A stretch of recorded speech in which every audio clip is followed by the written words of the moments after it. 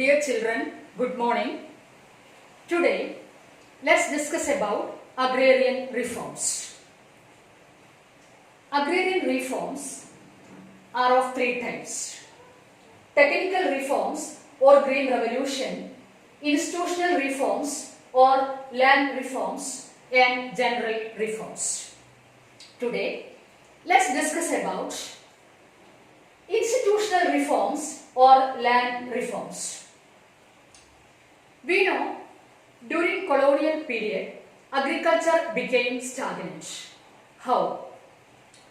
British rulers introduced a defective land tenure system known as Zamindari system.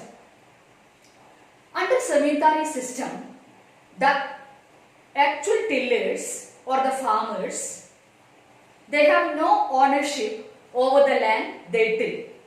Zamindars were the owners of land. Such a system, the actual tillers have been exploited by the zamindars or landlords. So, the farmers, they have no incentives or motivation to produce more. That leads to low production and productivity in Indian agriculture. Soon after independence, to tackle the problems of Indian agriculture, Government of India introduced institutional reforms or land reforms.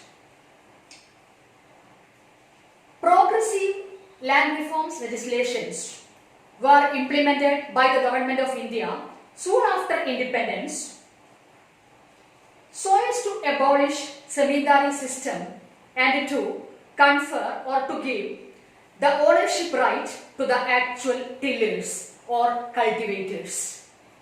Land reforms means reforms on land to make the tillers the owners of land. That is, to confer, to give the ownership right to the actual tillers. So let us see what are the measures of land reforms in India, or what are the objectives of land reforms. These are the objectives of land reforms in India, or these are the measures adopted by the Government of India to abolish Zamindari system and to make our tillers the owners of land. So, land to tiller, that was the most important objective of land reforms in India. So, what are they? The measures or the objectives under land reforms legislations. Number 1, abolition of intermediaries. Number 2, regulation of rent. Number 3, consolidation of land holdings. Number 4, ceiling on land holdings and redistribution of surplus land. First point, abolition of intermediaries. Who are intermediaries?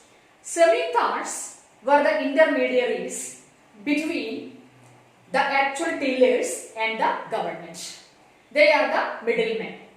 So land reforms, what was the measure implemented by the Government of India? Government abolished Zamindari system or these intermediaries to give or to confer the ownership right to the actual tillers or farmers so as to make the tillers the owners of land.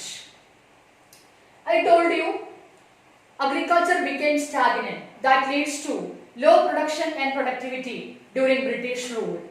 Now, this measure aimed to remove intermediaries or zamindars and to give incentives or motivation to the actual tillers to raise production and productivity. Isn't it? So, this progressive measure, abolition of zamindars or intermediaries, were prepared and implemented by the Government of India so as to give the ownership right to the actual tillers, to give them more incentives to produce produce more, ultimately to raise production and productivity of the farm sector, right? And number 2, regulation of rent. Zamindars or intermediaries between the actual tillers and the government. The rent was fixed by the zamindars as they like. Now, regulation of rent is fixed by the government. Our tillers, they can directly pay rent to the government. Third measure is consolidation of holdings. What do you mean by consolidation of holdings? Small plots of land are combined together to save the cost of cultivation. This was also aimed to reduce the fragmentation of land holdings. And next, other progressive reform measures or legislations made by the government was ceiling on land holdings. What do you mean by ceiling on land holdings? Ceiling, fixing the statutory upper limit of land held by an individual or a family. That is, fixing the maximum size of land or specified limit of land which could be owned by an individual. And beyond that limit, the land would be taken over by the government and would be distributed among small farmers and landless agricultural laborers. Okay, this measure aimed to inject, equity in the agricultural system and to promote equality in the rural economy. Isn't it? And last measure is redistribution of surplus land. What do you mean by redistribution? Once ceiling is made, that is the statutory upper limit is made, that is land which could be owned by an individual or a family, limit is fixed. Beyond that limit, the land would be taken over by the government and would be distributed among small farmers and landless agricultural laborers. So, how can we say? These are the progressive measures or objectives of land reforms in India. Why land reforms?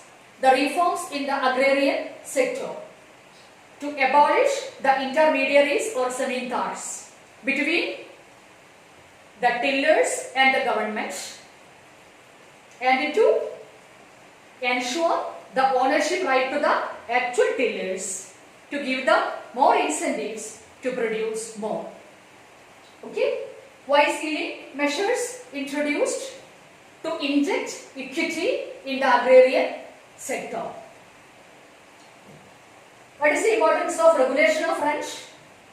This aimed to remove the exploitation of the tillers by the zamindars. Zamindari system was based on exploitation of exploitation of farmers by the zamindars. So, to remove all this exploitation, government abolished zamindari system to ensure the ownership right to the actual tillers. So we can say this progressive legislation measures implemented by the government of India soon after independence definitely brought about an era of modernization in the agrarian sector. Okay, thank you.